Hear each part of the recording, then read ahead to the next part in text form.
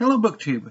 I've been thinking about my 2023 reading plans lately, and I've come up with a number of reading projects that will last over the course of the year.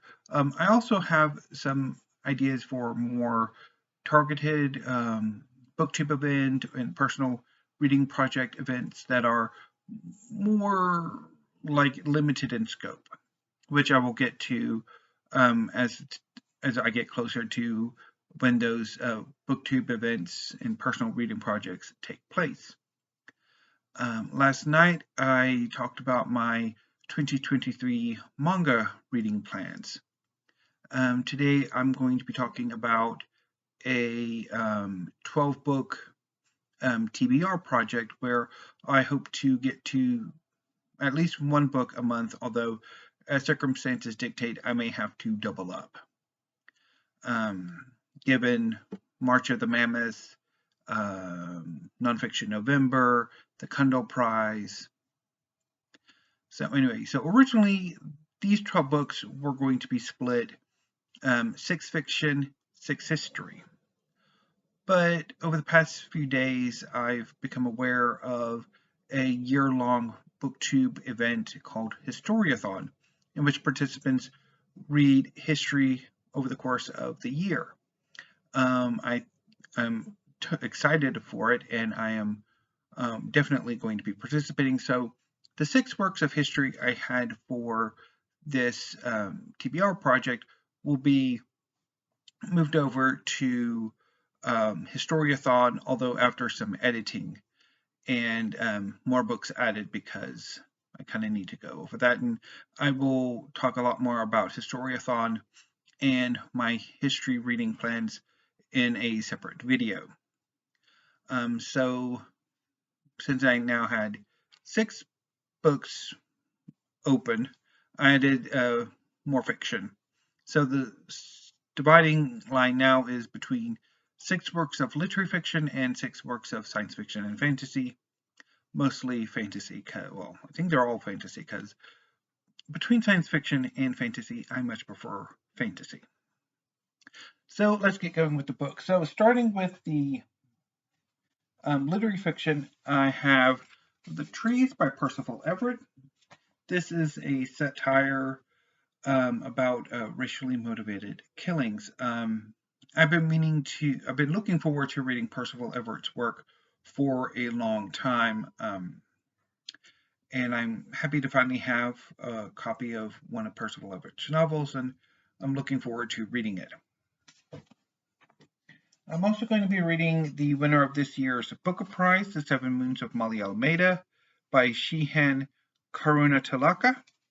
This is a novel set in Sri Lanka during the Sri Lankan Civil War, and it's about a photojournalist who is murdered and must solve his murder before he passes on into the afterlife.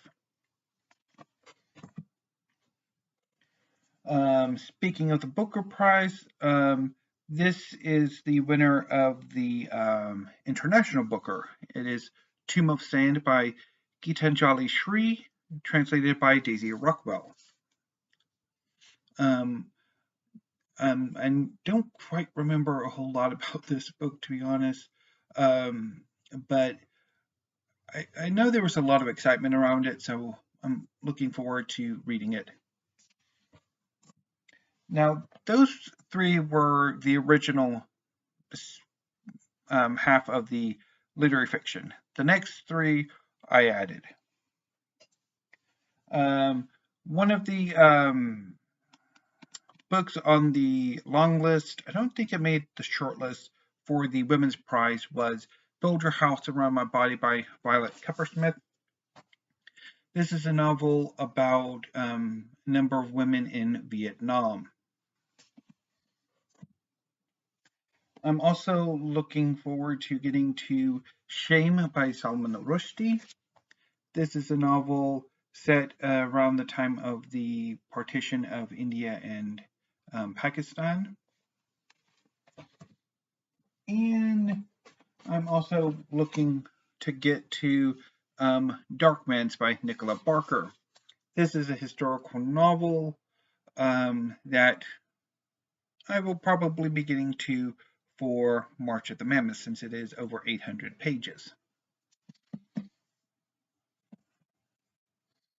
Moving on to science fiction and fantasy. The first book I thought of when I decided I wanted to split fiction between literary fiction and science fiction and fantasy was The Forgetting Moon by Brian Lee Durfee, the first volume in the Five Warrior Angels trilogy. This is a big, massive first volume in an epic fantasy trilogy that is, I think, grimdark and very low magic.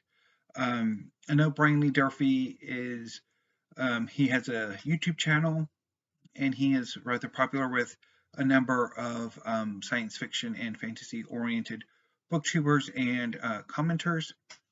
I've had this book for years, and I've been meaning to get to it, and I never have, and it's well past time that I do, so I'm going to be getting to it sometime this year.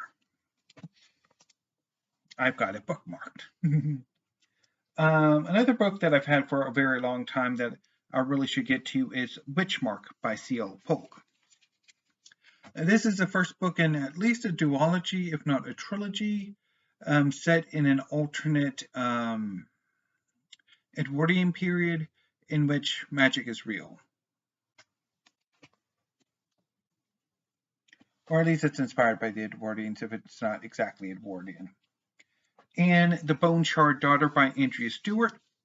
This is the first book in the Drowning Empire series that I've been needing to get to for a while.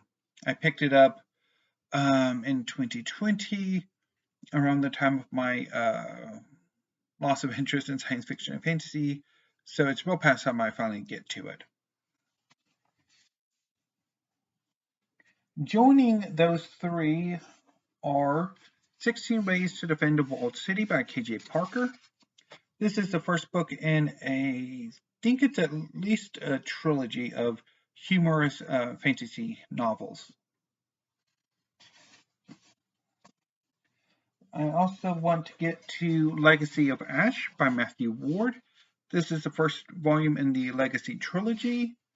It's a big, massive fantasy series that I really need to get to. I think I've had this for a few years now. I'm pretty sure the trilogy has been all released. So anyway. And finally, Winter of Ice and Iron by Rachel Neumeier. I've had this book for years now, and I really need to get to it, so what better time to get to it? And that is one of the wonderful things about this style of TBR, is getting to those books that have been languishing on my bookshelves for a very long time, which almost all of the fantasy, well, actually all of the fantasy have been, because I think the most recent one I've got is The Bone Shard Daughter, which was in 2020. I think everyone else is either was before The Bone Shard Daughter in 2020, or certainly 2019, 2018, 2016, that sort of thing. So, yeah, so particularly with the science fiction and fantasy, the fantasy, I really need to get to them. And as far as the literary fiction, while four of them are, actually 5 of them. These are more recent pickups. I think I've had Darkmans for a year or two, but the rest of them I've picked up this year, and I really need to get to them, otherwise they will languish too, because I have that habit. So that's my 12 TBR. I will be back either tomorrow or Thursday with my History 2023 plans, which will include my Historiathon readings. I will get to other history as well, but those 12 will be the ones that I definitely want to get to. And again, I will use that opportunity to go after a number of history that have languished on my shelves for a while. I will also be later on this evening doing a video on the another year-long TBR plan, which is the 10 contemporary classics that I must Bell redeem. I think I'm going to go for that. So that's what I'll do this evening. I might try to do a tag tomorrow if one pops up, but if not, I might do a top 10 and then do a Nobel Prize thing. And then Thursday, maybe I'll do the history and my yearly wrap up. And then on Friday, book haul and weekly reads, which will likely only be one book, which I might not even actually have been finished with by then, but yeah, at least it looks like I will be Bell redeeming it, so there's that. But anyway, oh, and that does remind me, yeah, I mean, well, if I do end up bailing on any of these, I'll talk about it when I do weekly reads. But anyway, BookTube, I'm starting to ramble, so I need to go ahead and sign off for now. So I will see you later this evening with another 2023 reading plan. So until then, thank you, have a great afternoon, and stay safe and stay warm.